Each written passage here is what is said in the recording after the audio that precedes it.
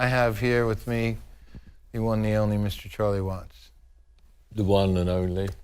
Starting out, early on, you obviously loved jazz music.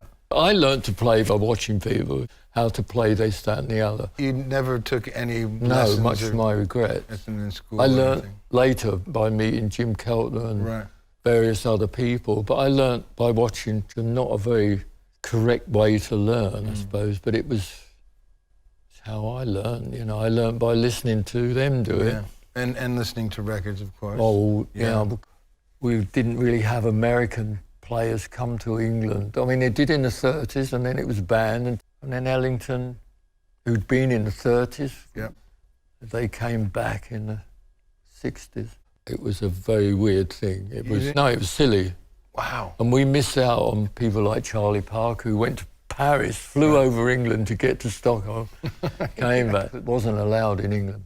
Ronnie Scott's club was the first one to... They used to go down there off hours, and no one was allowed to know. Club was the first one, I think the first guy officially booked, Right. signed.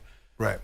That you could tell people about. Yes, you could. Yes, exactly. Right. The first record that I really loved was El Bostic's Flamingo, R&B, I suppose you'd call that, which is, well, it was. And I loved that, and I don't know why.